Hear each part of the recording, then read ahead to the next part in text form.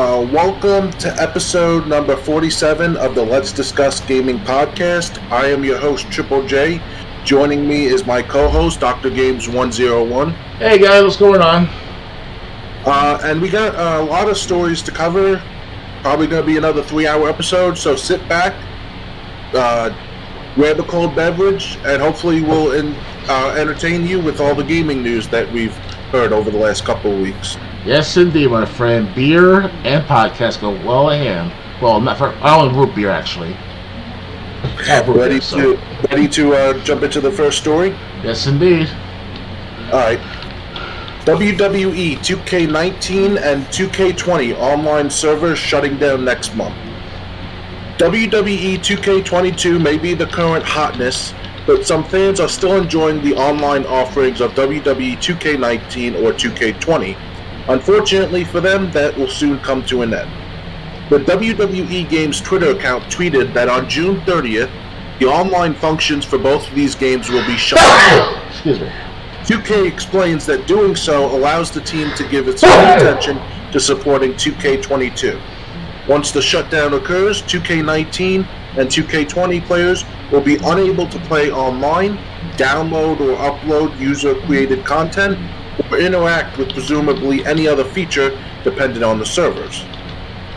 While 2K20 is largely remembered as a disaster, 2K19 was generally well-liked, but both games haven't exactly maintained bustling online communities.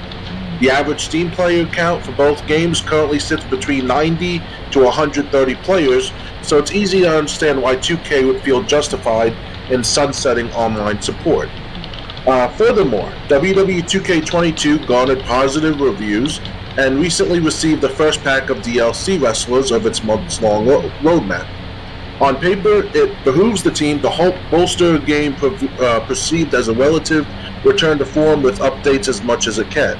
It's undeniably a bummer to lose such a big function of the old titles for preservation purposes, if nothing else, but at least fans have plenty of time to squeeze in some online matchups before the final bell tolls. So, what do you think of 2K planning to shut down servers for its two older games? Well, but so soon, though? I mean, it only came out at most 3 years ago between these two games, right? 2K19 came out in October of 2018, or November of 2018. I'm not sure which. Mm-hmm. And WWE 2K20 came out October of 2019. And then 2K21, and then I'll explain. But the thing is, it's not exactly cut and dry. I'll explain what happened. When 2K20 came out, and it was a dumpster fire on day one. People were basically saying they're going to return the game, or if they haven't gotten it yet, they're not getting it. And basically everyone wanted to still play 2K19 because at least that game was functional. So 2K said, okay, obviously we're going to support the online servers of 2K20, but for people who want to stick with WWE 2K19 and not give 2K20 a chance because it took months to fix and it still had problems, we're not going to shut down the online servers as soon as we normally would. Okay. Then 2K Battlegrounds came out. The less said about that, the better. And then 2K22 came out, and like I said, 2K22, it's basically 2K20 with a somewhat updated roster. I have no interest in getting 2K22 because, I can download created versions of anyone that wasn't put in the game, up to a certain limit, and my roster is actually the roster of wrestlers that I downloaded, created wrestlers, actually makes my game more current than 2K22 already is. Funny. So no, that's the truth. So it's kind of like, and the thing is, the whole reason about the game account shrinking that they mentioned, like on Steam and everything, that's probably because of this of the stature that 2K and before them THQ set, where when the next game came out, 3 months after that game came out, the previous game would go offline. Okay. So it's kind of like, people were expecting this to happen.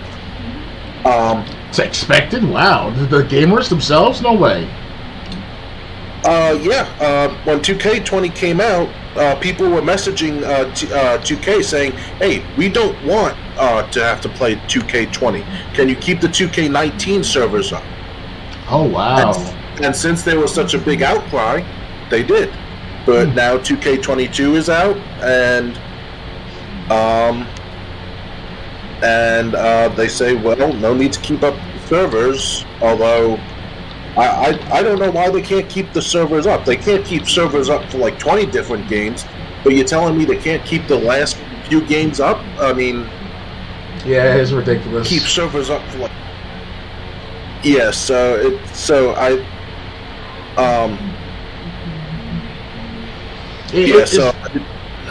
a point. It's to a point where the wrestling video games are not good as they used to be back during the 2000s, late 1990s. If you remember correctly, SmackDown 2, and was it SmackDown Just Bring It, so on and so forth. Those were like one of the best times to play wrestling video games. And it's just it sucks that like now they can't maintain quality and relevance to these newer games. Knowing that I could personally myself go back to my 20-year-old console, literally, and play No Mercy. Unfortunately, I cannot do that right this second because of new TV standards, so I might have to get an older TV, which I do have. Sooner or later, I'm going to do something with that, recordings and stuff like that. Well, other than that, hell, even Super Nintendo at one point. With Doink the Clown in it, that was a good game with Doink the Clown in it. Because he had that special slap he does with his hand is like the size of like a mitten, like a twice the size of a mitten and shit. It was crazy, but yeah, that was good times with wrestling games. Now it's just that it's all about microtransactions, and I never even got just to play 2K 2016 yet because of the quality I heard of from the previous games. Now, I'm not sure about WWE 13, 12, so on, and around that trilogy era sorts, but definitely 2K series has to go downhill tremendously. So, yeah. It was an easy turn off. To give a quick rundown, WWE 12 was a lot of fun, in my opinion, especially when you got to the Invasion storyline. They did it 10 years later. But they had basically everyone from WCW that was still alive participate in WWE Current Day Invasion. Mm-hmm. Unfortunately, you had to play through Sheamus and Triple H's story to get there. 13 was a just downright mess. But that's why companies should not release games 2 to 3 months before they go out of business. Oh, yes, indeed. 2K14, when they took over, 2K basically picked up where THQ left off, and that was a lot of fun. The 30 years of WrestleMania that you could play through. They had the universe mode. They had storylines where you could download storylines that people made and play through those storylines, which now don't exist since the servers were shut down. Mm-hmm. 2K16 was all right for the Stone Cold Steve Austin showcase career.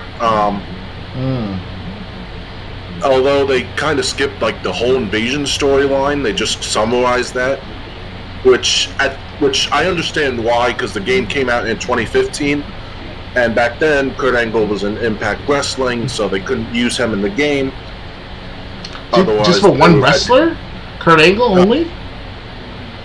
Well, no, there were other wrestlers there, but I'm saying Kurt Angle is the only wrestler from the Invasion that was in Impact Wrestling.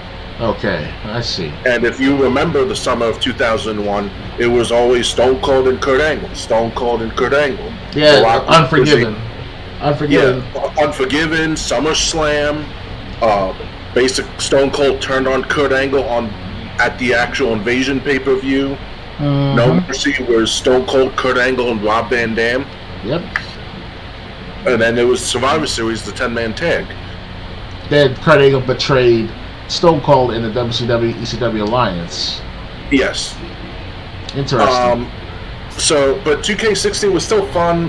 They even had a couple of Stone Cold matches from WCW and his one match in ECW. But the games, other than that, just really have been downhill and have been a lot less satisfying to play since then. I see. And we've gotten used to the game 15, 16 months after it comes out, the online servers get shut down. Interesting. Yep. Ready to move on? Yep. Okay.